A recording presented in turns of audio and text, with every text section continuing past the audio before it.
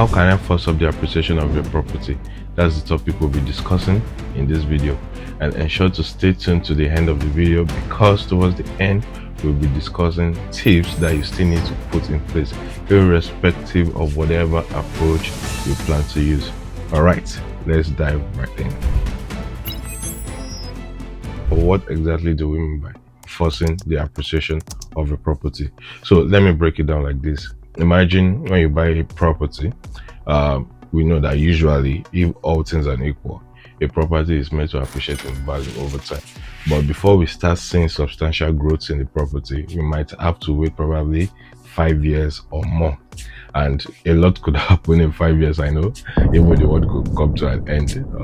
But what we are trying to do is, instead of waiting for that long time, a period of 5 years or more, how can we force up the appreciation of a property that we are planning to buy immediately, so we wouldn't have to wait for all those years? And how can we immediately have substantial equity in that property?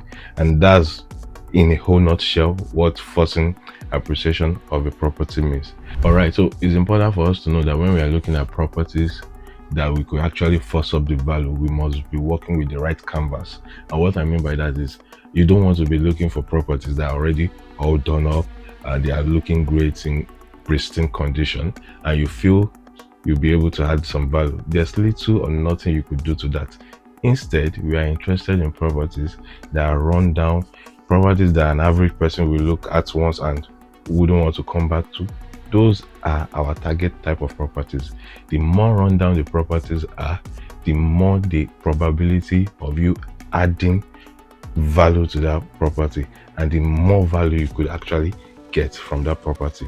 So how do we actually go about forcing up the value of a property in a short time? The simple answer to that question is just refurbishment. We carry out a comprehensive refurb on the house. That's how we do increase the value of the property.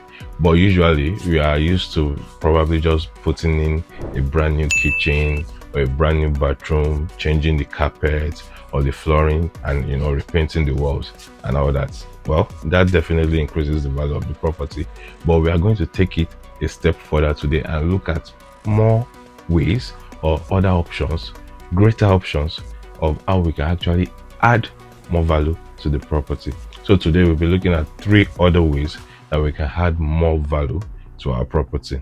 And the first option we'll be discussing today is adding a bedroom or more to the property, either a bedroom or a bathroom, so to put it. So we usually have cases, and I think this is very common, when you have people that buy a 1-bedroom property and they change it to a 2-bedroom property. So a usual and common way they go about this is, for example, if you have a property that has a living room and a kitchen, they just convert the kitchen to a bedroom, and if the living room is big enough, they can just make it like an open plan where you have a kitchen and a open plan sitting room together as one, and from there you're able to go from a 1-bedroom to a 2-bedroom. That increases the value of that property significantly. Another common example we have is where you have properties with 2 receptions. So people just probably block off one of the receptions and convert that reception to a room. So probably from a 2-bedroom, 2-reception type of property, you can change that to a 3-bedroom property, and you can even go a step further of making the 3rd bedroom an ensuite. So anytime you have a layout of a property, just look at the layout critically and look at ways you could change the layout to accommodate an additional bedroom if possible.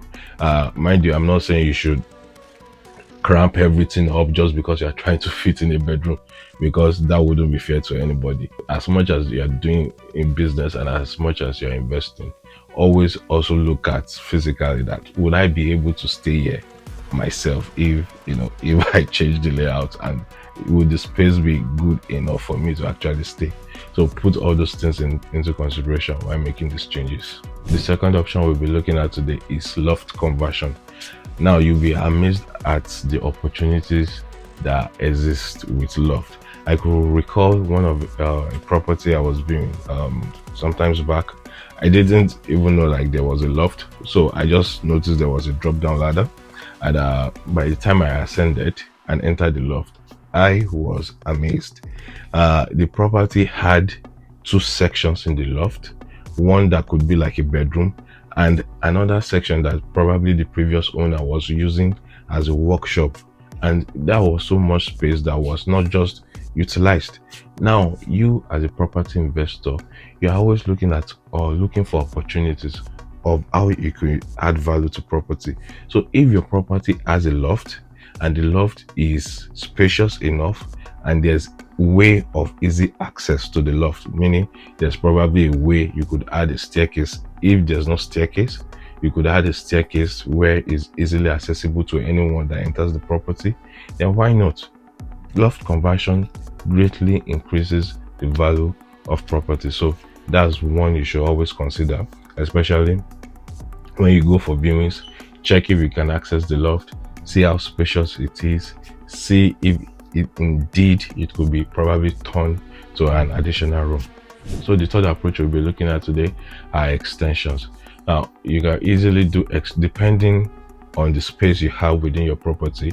We have cases where people are able to add few meters, extra meters to the side of their property or to the rear of their property, and with this they're probably able to turn it to an additional room with the property. Also, some people that have adjoining garages, they actually turn those garages to another room in the house. And when you do all these things, these are just ways people add value to their property. So a pro tip is, when you have a property, get the layout of the property, see if there are any opportunities where you can actually probably add an extra room, change the loft, or probably add extension to the property. And you want to get an architect involved in this, because there are some layouts where you have load bearing structures, so you must take professional advice before you start moving things around. You are not an expert in changing layouts, get the professionals to work on it. And once you have a plan that works or a layout that works, there are some instances and some cases where you also need to get planning permission. So it's very important to state this before you go buying a property and trying to force up the value or carry out refurbishment works. You have to check your numbers.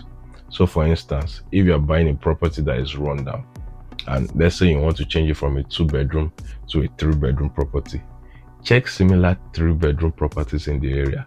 Have an idea of what they have been sold for.